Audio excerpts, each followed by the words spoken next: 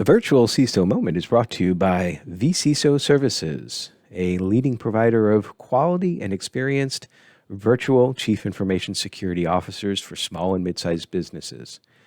Check them out at vcisoservices.com. Hi, I'm Greg Schaefer, and welcome to the virtual CISO moment. Ted Ilanchelian joins us. He is the president of CMIT Solutions of Brentwood and Franklin. Ted, thank you so much for joining me today. Hey Greg, good morning. Thank you so much for having me. It's a pleasure, and we know each other for a long time, and finally, good to see you in the studio, and have a little chat about cybersecurity. I'm excited about this. Thank you.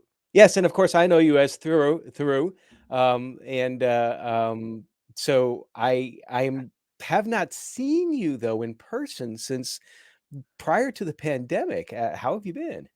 I'm doing well, and yes, you are right. Nowadays, we don't have to see each other to make connections and keep the connections going. There's a exciting world of tech for us, and that's good. And sometimes too easy makes it easy for everybody, including the cyber criminals. Right? That's what we are talking a little bit today. Right? Well, I do miss the times that we would meet over in the eSpaces suite, and we'd have the I think it was the chamber meeting and all of that. So, but I know you've been in the IT and cybersecurity space for some time, and you do help small and mid-sized businesses.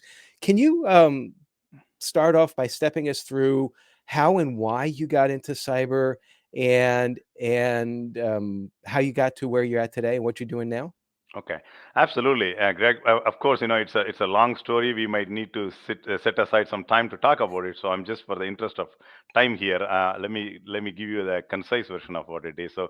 So I've been with CMIT for the past 5 years, and Hmm. we are a company that's about 20 years plus in the managed IT and cybersecurity world. And I was just excited to be part of that in 2017. And primarily, what I'm doing right now is I'm managing and working with cybersecurity professionals that are always constantly managing our infrastructure, helping our clients stay secure, and be secure. And my job is partly like making the connection between the clients and the cyber security experts, because it's not an easy job, because you're trying to explain something to people that they cannot understand very easily. So my job is, my training is like understanding the client side of it, the business side of it, and then connecting it with the cybersecurity side of it, and making a nice hybrid system that my clients can benefit from. So I'm a mechanical engineer by trade. So I worked for several engineering companies, and I was working for the last company, and we went into a project that's a lot more IT side than engineering side of it. So I was working with an IT professional. He's a master of all, and he covers a whole range of things. Working with him made me aware that how important the infrastructure, IT infrastructure, and the security system for a company to not only grow but thrive and keep their costs low while making their people feel like they are doing a great job. So that's what kind of led me to my journey into cybersecurity and managed IT services. And I did my MBA at Georgia State and College, and that's one of the times where my IT professor was an inspiration for me to think about. Hey, you know what? This is something that being an engineering, mechanical engineering to IT. That's what made me to make that switch, and ever since I've been in this space. Yeah, that is fascinating, and that is something I did not know about you, that it would have come up in conversation because I'm looking at your LinkedIn, and you mentioned that you graduated with your bachelor's in mechanical engineering in 1993. Did you know that I graduated with my bachelor's degree in mechanical engineering in 1993? Oh, I did not know that. What a great coincidence! Oh man, there you go. That two mechanical engineers now in the cyber world. That's a really an awesome coincidence. I can tell you And that. I didn't think you were as old as I was. I'm like, "Boy, you wear it very well." So, but yeah, not quite the exact same story, but, I never gained any traction actually in mechanical engineering because, that was as you might remember, that was kind of like at the time when the Cold War ended and a lot of aerospace engineers suddenly out of jobs, and the mechanical engineering job market was a little bit difficult to get into. And I was working as a student assistant in IT at the time, so I just decided to continue to do that and start going for my master's. And well, 30 years later, here I am talking to you. So, but that's a. Did you find how your preparation for mechanical engineering and actually the first part of your career, how did that how did that influence or impact on the IT side? And I'll preface it by saying, from my perspective, um, a lot of what I learned in mechanical engineering helped me how to think in a logical, concise manner, and I think you need that in IT and information security.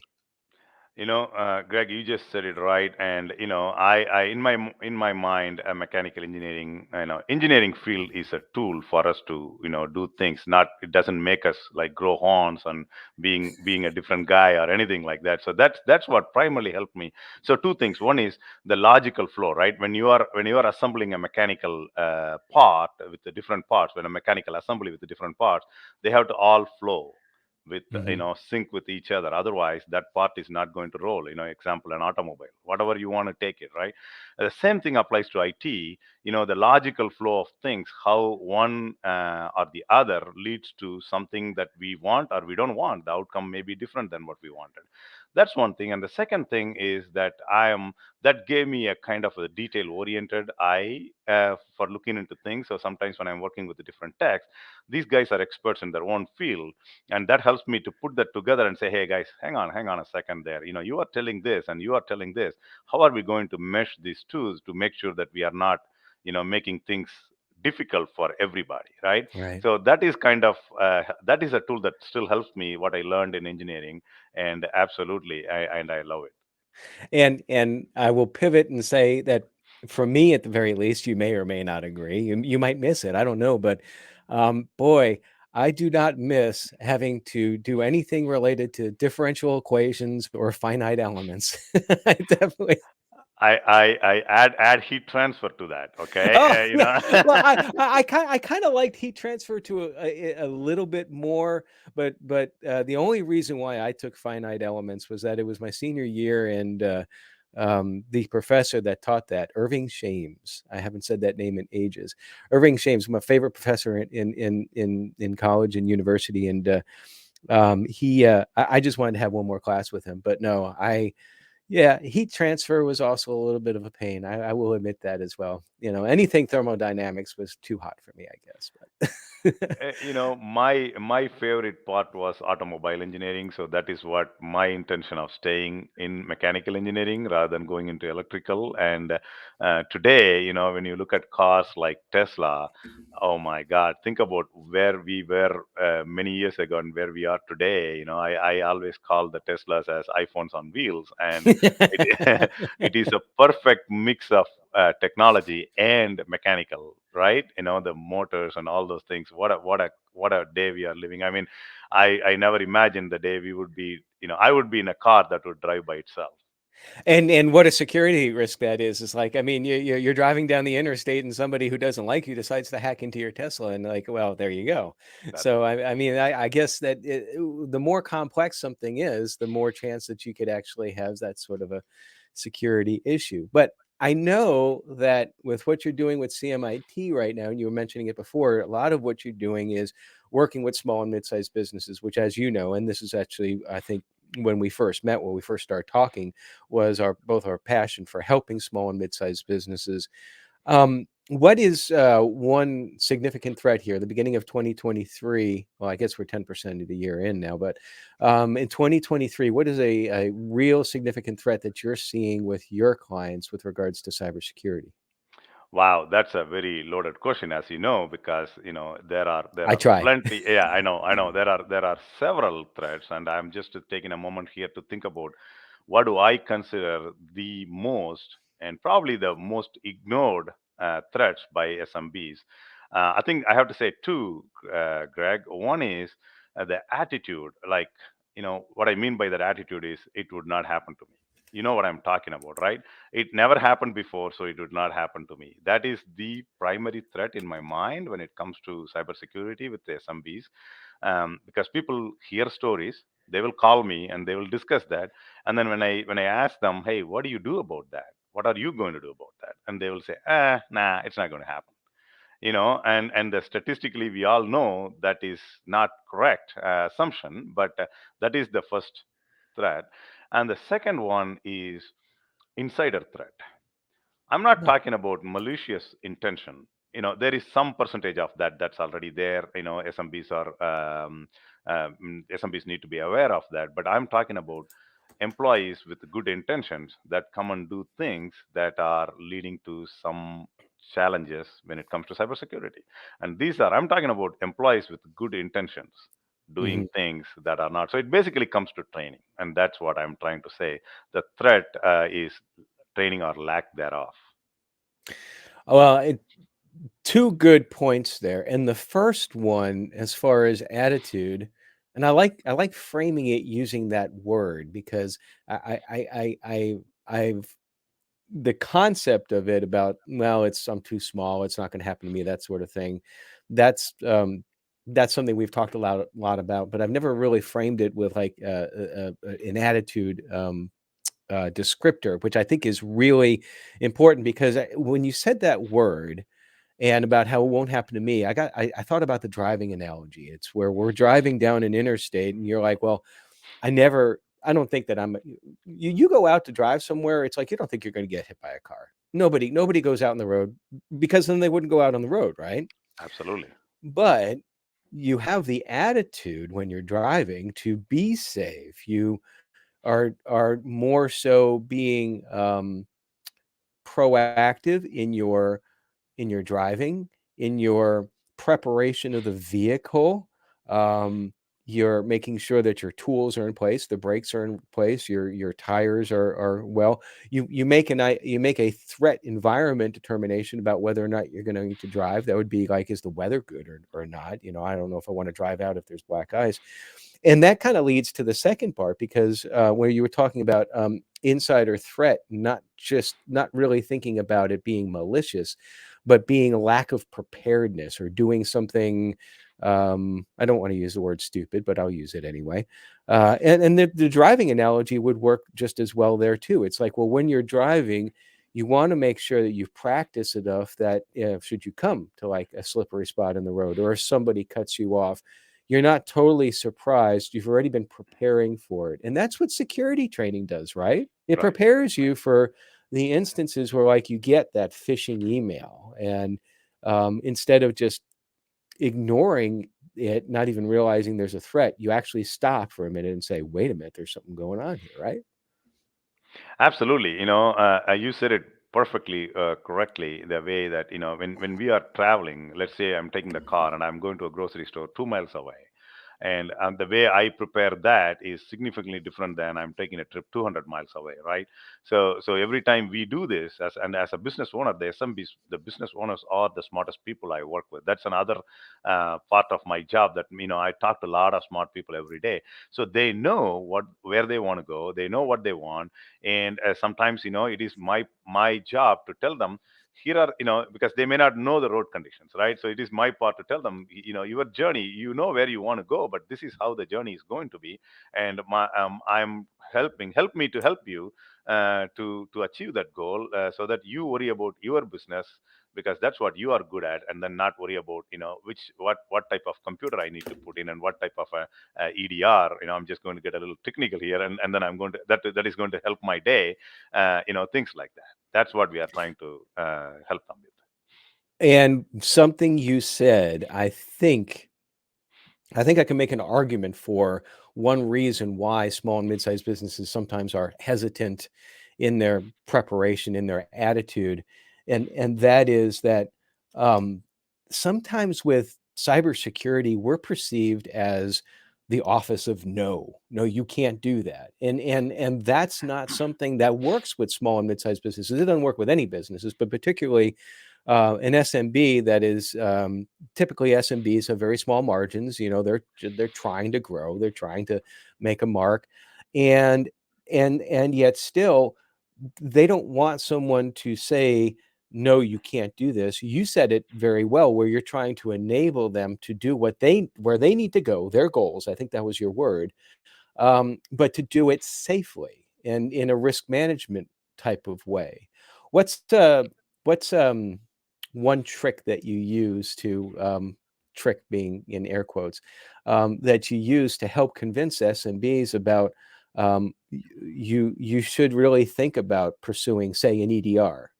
Right, right. So my job, when it comes to it, so Greg, as you know, I'm also a business owner. So I know, security is a double-edged sword. It can cut both ways. The more easy you just made, when I talked about Tesla, you just said that's why it's very easy to hack a Tesla, right? Because it's very easy. Like, it's convenient for me. I can just Well, I log don't know if in. it's easy. Let me just stop for a second. I don't know if it's easy to hack a Tesla, but I imagine that probably it is hackable. But Well, anyway, if I don't take enough precautions with the Tesla, it may be easy to right. hack, right? Right. So I need to be ready, and as a manufacturer, Tesla has to be always on the lookout for things how difficult or easy they make it for everybody. So going back to this one, yes, it is the more convenient is easy for everybody, right? Not just for the user, also for somebody that's want to get to that. So my job is explain the process and tell the small business owners and the SMBs, hey, this is what it is, and then they come to a conclusion of what is they need to make their business better. Because they know they are, a business owner, meaning they are already a risk taker. You and I both know that because they have the risk taker mentality. Otherwise, they cannot be business owners.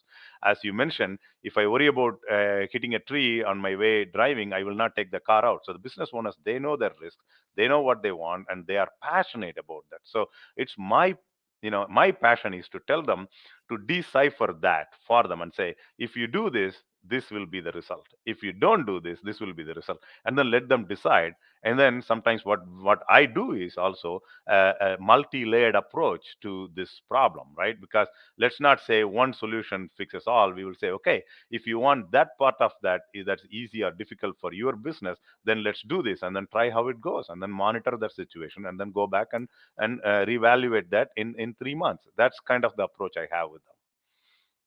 And that relationship building, I think, is very important as well too, because you never want to like, I think in cybersecurity, you don't want to sell, quote, a product, and then once the sale is made, they put it in. It's just like you don't support them or what have you. You do need to do that, and I know that you guys you do that very well. So, and being a small business owner too gives us both, because I am as well, obviously, gives us both a perspective on cybersecurity, I think, for our clients that sometimes the larger corporations miss. And to that point, I think sometimes that they miss the opportunity or to help make a difference with small and mid-sized businesses. But now, since you mentioned being an entrepreneur, look, it's stressful enough being in cybersecurity. There are things that you keep you up at night, and then if you layer on top of that running a business, and I mentioned right before the podcast that this has been kind of a really busy morning for me, because I'm in the middle of one of those running a business type issues where changing insurance provider for employees and dealing with open enrollment, and nothing seems to go the way it's supposed to go. So, Absolutely, that is but part of the fun in being an entrepreneur, right? fun. Yes, yes, with quotes, yeah. But so it can be very stressful. Unfortunately, I got that taken care of right before we started this session. But what is one thing that you do to because you can't be in the middle of cyber, learning stuff about cyber, promoting cyber. I know you do an awful lot of that on LinkedIn, and then also run the business, and you can't do that 24/7. What's one thing you do to step away from all that? So I don't know whether you know this, Greg, because I know I follow your podcast both personally and professionally. So I know what you do when you want to decompress. I know that, but I love hiking. I love getting to the mountains whenever it's possible. And one of my goals last year, actually, this is actually the pandemic, a pre post pandemic goal was to at least walk 3 miles, dedicated 3 miles every day. And I can't say I achieved that yet quite, but I do that every time possible. And I like to go to Radnor and Mossy Ridge, state parks whenever I can take the trails there. But I also do some, big hikes. And so last fall, I went to Pikes Peak for the second time. I hiked Wow. Pikes Peak a few years ago, so I went back second time, and then this May I am planning to hike the Grand Canyon for the second time. If this is a rim to rim hike. If I finish that, then I can say I hiked all the trails in Grand Canyon. So I Oh my love goodness, hiking. that's Yeah. amazing. I know, I think we did touch on that beforehand, and if we did, I probably asked you this question, but here locally, nothing like Pikes Peak, of course, but have you hiked over in Smith Park in Brentwood? Yes, I have done it several times, and then McMinnville area, all the trails there are my favorite parts. In fact, 2 weeks from now, I'll be going there to, hike. Probably try to hit a 20-mile hike in a day. Let's see how it goes. Oh gosh, that's I just I love, Smith only because it's really close to where I am, and I will on occasion decide to jog the red trail, and for anybody who's listening to this who understands Smith Park, jogging up that red trail can be a little bit hard. Oh, But, well, good. I wish you the best of luck with those endeavors, and, that is, as you mentioned beforehand, I'm a big proponent of anything physical to keep we have to be we have to do some physical activity in order to keep us in the best condition to be able to help folks in both our clients and also our colleagues and all of that. So absolutely. I know you are a runner as well, so I could relate that very easily. Yes. I only typically will run when it's warm out. I'm currently doing indoor cycling. In fact, tomorrow I do the last tour of the Tour de Zwift, which is the France one, and it'll probably be 2 hours of pain in my garage, but I'm looking forward to it. Absolutely, absolutely. So outside of hiking, what are your future plans? Growing the business, other ideas, gonna do something Yeah, else? so yeah, absolutely. I mean, I'm very passionate as we talked about working with other business owners. You learn every day. When you're talking to your clients or prospects or somebody that you meet, just to have just to know, get to know them. So my plan is, I mean, my goal is very simple, Greg. I just want to be the go-to tech guy in the Middle Tennessee area.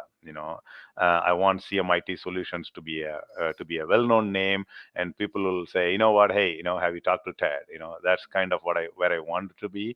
And because there is nothing makes me happier than seeing my clients prospect and grow, and I feel like I'm a part of that growth. And it's a relationship. As you said, we cannot sell cybersecurity. This is something everybody needs to understand, and it is a relationship.